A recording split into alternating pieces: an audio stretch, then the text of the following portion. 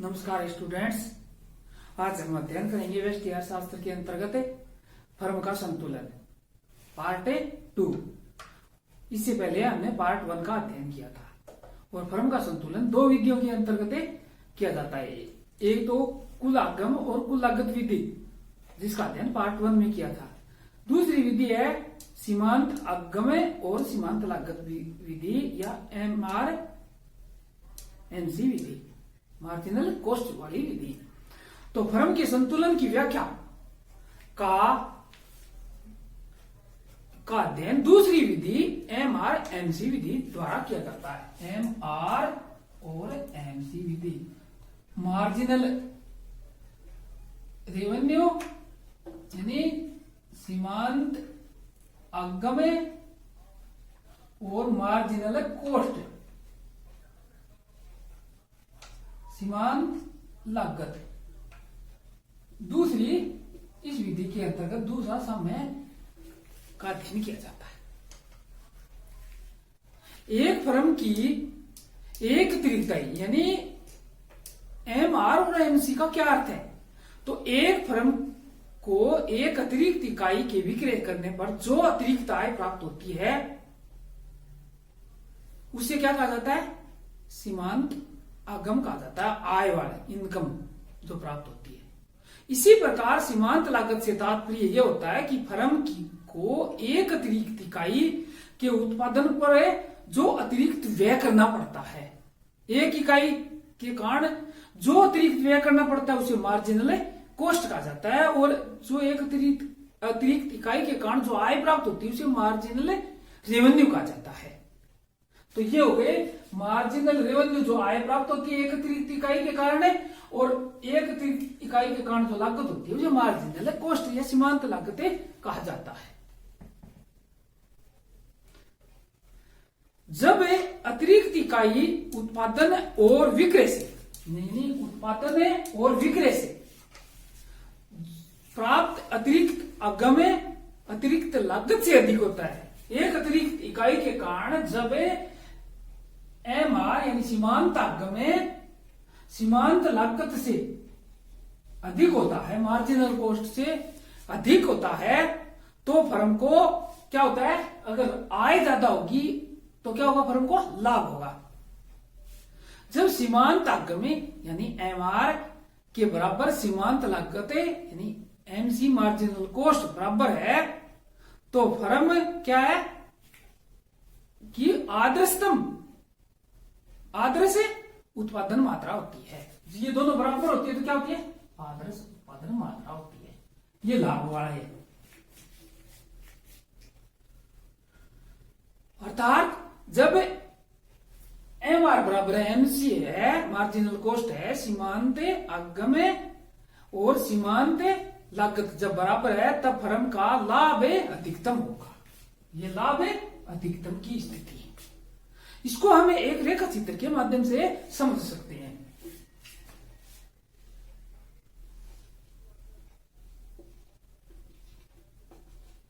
ये उत्पादन है और ये क्या है? MR और MC, सीमांत आगम और सीमांत लागत है।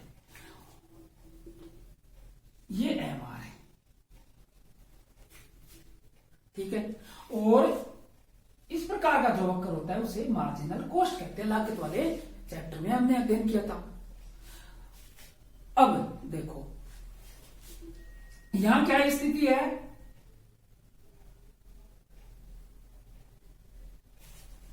यहां स्थिति यानी ये यहां तक उत्पादन है M तक, और ये बिंदु है, इसको E बिंदु कहते हैं, ठीक है।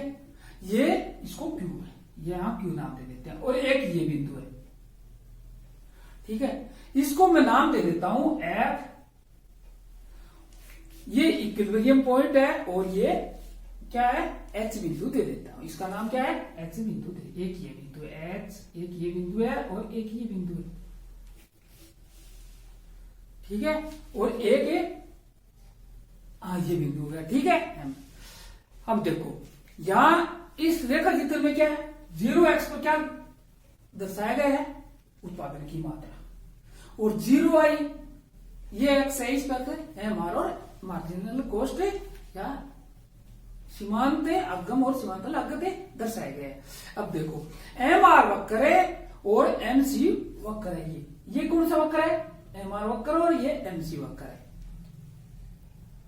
अपूर्ण प्रतियोगिता अथवा एकाधिकार बाजार में एम आर वक्र नीचे गिरता हुआ होता है। एम आर वक्र है नीचे गिरता हुआ, हमने पहले पढ़ा है। ये एम सी मार्जिनल कॉस्ट प्रारंभ में क्या है? गिरती है और जैसे जैसे उत्पादन बढ़ता है वैसे वैसे क्या होती है? ये बढ़ती जाती है।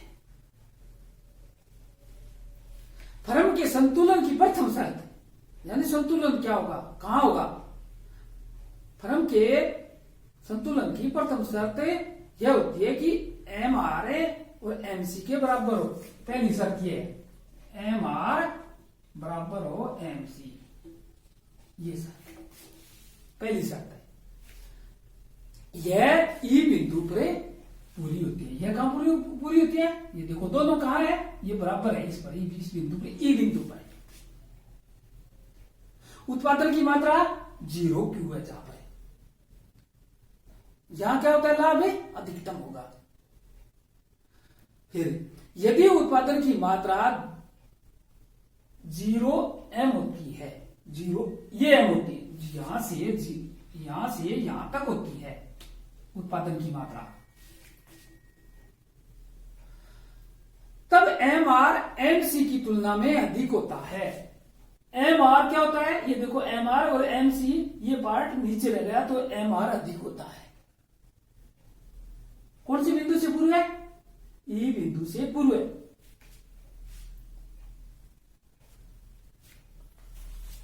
और लाभ है ये 0 एम बिंदु तक। यहां क्या होगा? ये कौन सी स्थिति है?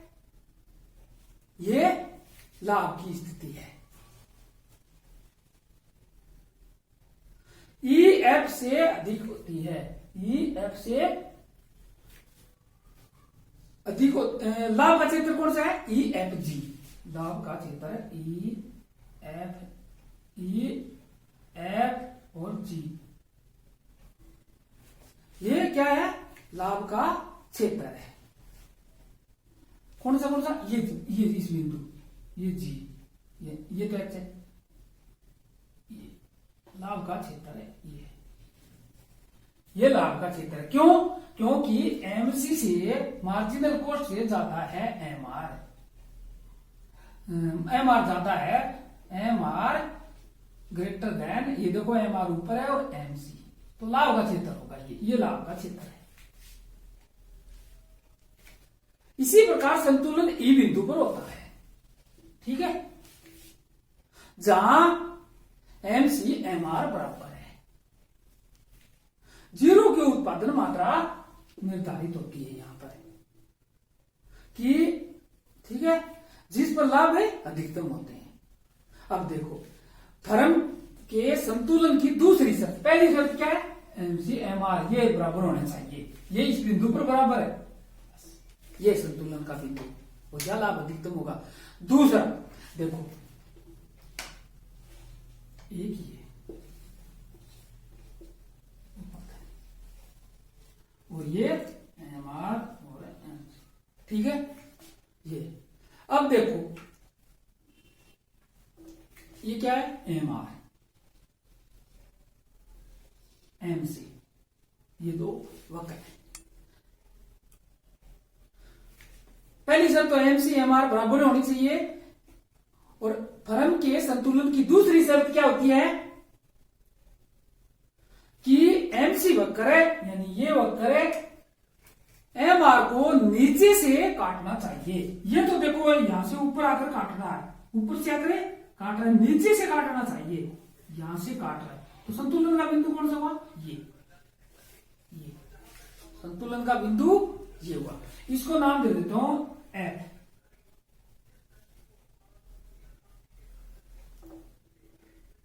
ये एम है और ये क्यू दे,